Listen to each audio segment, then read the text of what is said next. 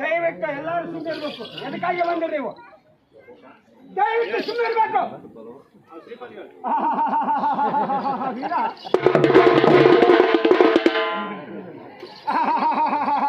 ಶರ್ಮ ಏ ಶಂಭೋ,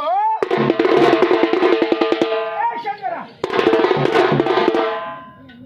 ಈ ಮಾನವನು ತಾಯಿಯ ಗರ್ಭದಿಂದ ಬರಬೇಕಾದರೆ ಬರೇ ಬರ್ತಲೆ. ಈ ಮಾನವನು ತಾಯಿಯ ಗರ್ಭದಿಂದ ಬರಬೇಕಾದರೆ ಬರೇ ಬರ್ತಲೆ. ಒಂದು ಕಾಯಕವನ್ನು ಮುಗಿಸಿಕೊಂಡು ಮೃತಪಟ್ಟ ಕಾಲಕ್ಕೆ ಹೋಗುವಾಗ ಬರೇ ಬರ್ತಲೆ.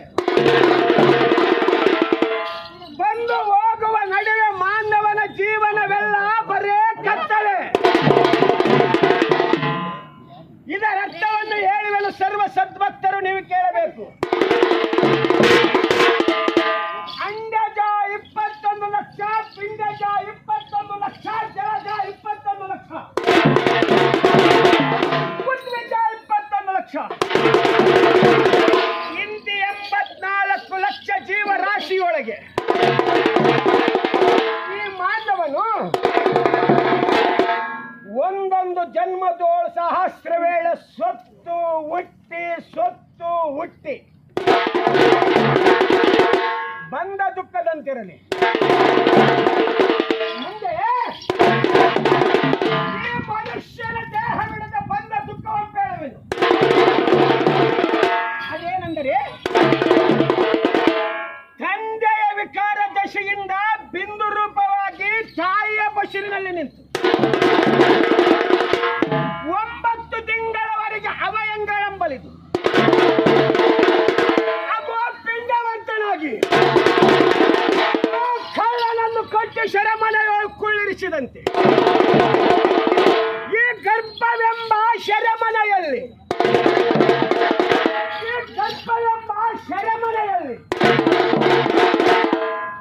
ಶಿಶು ಮುಚ್ಚಿದ ಕಣ್ಣು, ಮುಚ್ಚಿದ ಬಾಯಿಯಾಗಿ ಶಿಶುವು ಕುಕ್ಕುಟ ಆಸನದಲ್ಲಿ ಕುಳಿತಿದ್ದು ಆ ಶಿಶುವಿಗೆ ತಾಯಿಯ ಹೊಟ್ಟೆಯಲ್ಲಿ ಕಡಿಯುವ ಜಂತು ಹುಳಗಳ ಬಾಧೆ, ತಾಯಿಯ ಹೊಟ್ಟೆಯಲ್ಲಿ ಸುಡುವ ಜಠರಾಗ್ತಿಯ ಬಾಧೆ, ಇಂತಿ ಮೊದಲಾದ ಅನಂತ ಕೋಟಿ ಬಾಧೆಗಳನ್ನು ನಂದು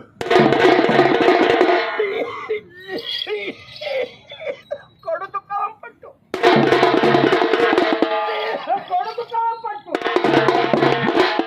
ಆಮೇಲೆ ಈ ಜಾತಿ ಉದಯವಾಗಿ ತನ್ನ ಹಿಂದಿನ ಜನ್ಮದ ಪುಣ್ಯ ಪಾಪಗಳ ಮರು ನಾರಿದು ನೋಡಿ ಹಿಂದೆ ಹೊರೆಯದ ಪಾಪ ದಶೆಯಿಂದ ಈ ಗರ್ಭ ನರಕಕ್ಕೆ ಬಂದೆ. ಇನ್ನು ಮುಂದೆ ಏನೆಂದು ತನ್ನೊಳಗೆ ತಾನೇ ಚಿಂತಿಸಿ ಸಕಲರಿಗೂ ಪರಮೇಶ್ವರನೇ ಕರ್ತನು, ಇವರಿಗೂ ಬಹುಭಾಷಾಂಗಳ ಶೇಷಿಸುವಾದಂತೆ ಜಯಿಸಿ ಶಿವ ಶಿವ ಶಿವ ಶಿವ ಶಿವ ಶಿವ ಶಿವ ಶಿವ ಎಂದು ಈಶ್ವರಿಗೆ ಬರೆಯಿತು. ಶಿವದಾನ ಮಾಡುವ ಸಮಯದೋಳು ಅತ್ಯಂತ ಕೋಟಿ ಸುಡಲು ಮಾಡಿದಂತೆ ವಿಷ್ಣು ಪ್ರಸೂತಿ ಗಾಳಿ ಬೀಸಲು ಅದನ್ನು ಕಂಡು ಆ ದಶರಥನೇ ಕಥಕಥನ ನನಗೆ ಈ ತಾಯಿಯು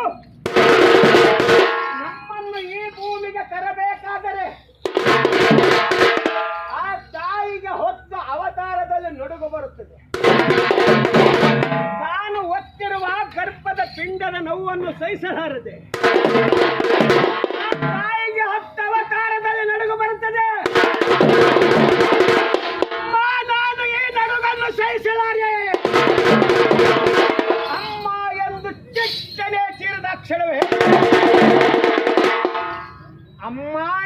ಮಗುವು ಭೂಮಿಯ ಮೇಲೆ ಬೀಳುತ್ತದೆ.